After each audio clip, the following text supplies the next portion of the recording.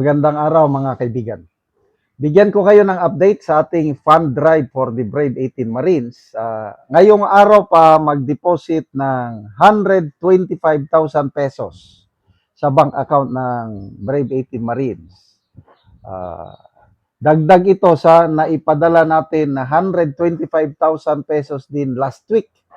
So bali 250,000 na ang tulong natin sa mga magigiting na Marine. Salamat sa mga nagpapadala, may nagpadala ng malalaki, pero maraming nagpadala ng maliliit na amount. Nakakatuwa po. Tig 5,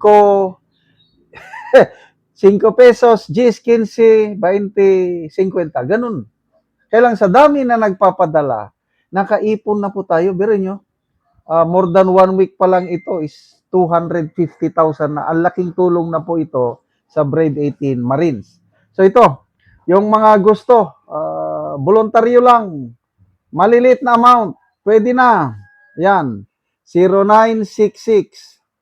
0966-265-8480. Ito po yung GCash.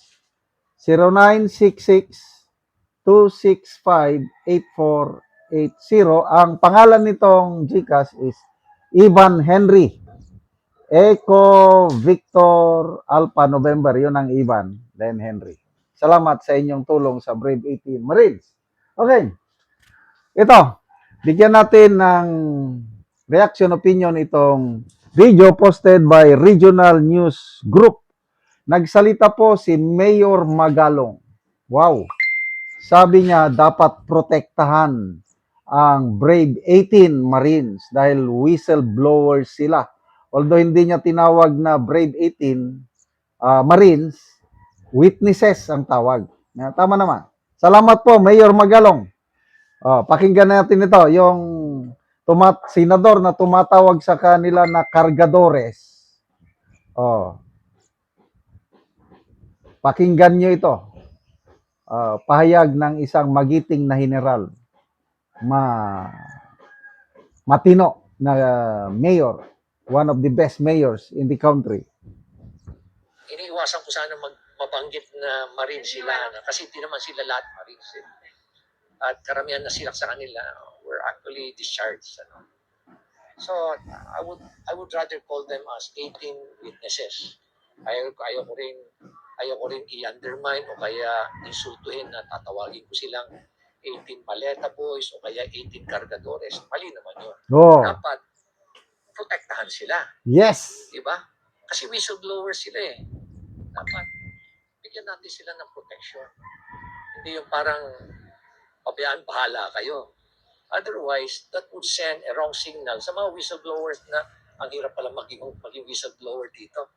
Lalong-lalo na kung may mga tao sa gobyerno ang involved. Ikaw pa ang mapapasama. Ikaw pa ang sisiraan. Kaya tuloy, madi-discourage yung ibang mga whistleblowers. Diba? Hindi na sila, wala nang gustong mag-attempt pa na maging whistleblower. No?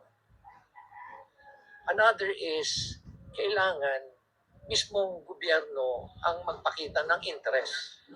Masakit man ang kalalabasan.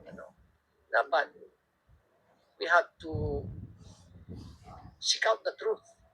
Ano ba talaga ang motibo nitong mga 18 witnesses na ito? Bakit bigla sila nagsalita? Again, this is a matter of investigation. At kakayanin ulit ng mga investigador na malaman ang katotohanan behind. So dapat ang gobyerno magpakita. Ang hirap-hirap na maghanap ng ebidensya, magharap ng magte-testify laban dito sa nangyaring anomalya tungkol sa flood control at iba pa. Iniiwasan ko sana Ang galing. Salamat po, Mayor. Paminsan-minsan na lang nagsasalita si Mayor Magalong ngayon, but thank you so much. Dahil kailangan yung ganyang pahayag niya. Sinisira nila talaga ang credibility nitong 18. Maleta boys, cargadores, nagpapagamit daw sila para mag-destabilize. Sige lang, sirain nyo lang. You cannot put a good man or woman down. And I believe itong brave 18 witnesses. Ayan, mas maganda nga ang tawag sa kanila witnesses o whistleblowers should be protected. At again, salamat yung tulong ninyo dahil naawa ako sa kanila eh. May kontak ako sa kanila. Yung buhay nila talaga is sakripisyo. Pamilya nila kawawa na ngayon. Kaya tayo po, taong bayan, tayo po ang ipinaglalaban nila. Kasi kung sarili lang nilang iniisip, hindi na yung magsasalita. Anong mapapala nila sa pagsasalita? Be? Pera?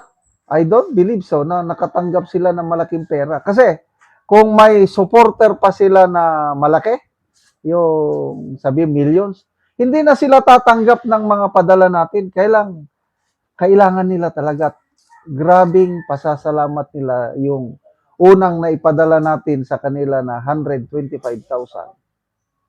Sabi na, sir, ang laking tulong na ito sa amin.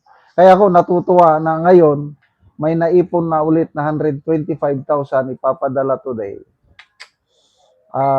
Salamat sa mga nag-suggest sa akin na magsimula ako ng fund drive. It's worth.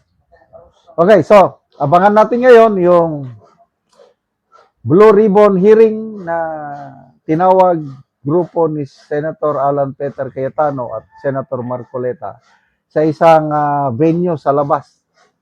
Kalimutan ko na yung pangalan. At least, hindi na sa loob ng Senate building. Sinasabi ng chairman ko ng BRC, si Erwin Tulfo, unauthorized daw yun. Bahala nang unauthorized. Basta importante, magsalita sila, mga dagdag nilang nalalaman at sana may magpapakita na ngayon, ilalantad yung brave, fearless 14, dagdag magsasalita. Excited na ako. 10:00 ata magsimula yung kanilang hearing. Salamat mga kaibigan sa inyong pagsubaybay sa channel na ito. Nakakatulong kayo ng malaki sa tribong Talandig ng Bukidnon dahil ang income natin sa channel na ito is pantulong po sa tribo. Namimigay tayo ng libreng yero at pako para makapagpatayo sila ng mas maayos na tirahan. Panoorin nyo ang video na ito. Yan ako sa balay ni Auntie Carmela Sabinoy nga taga Barangay San Rafael, sakop sa Talakag Bukidnon. So muna ni ang natabangan na mugero ug muna pod ni ang itsura sa iyang atop nga iyang pulihan karon sa gitabang sa iyang nga yero. So makita gid nato nga mga dagko na gid kayo og buslot ang iyang atop.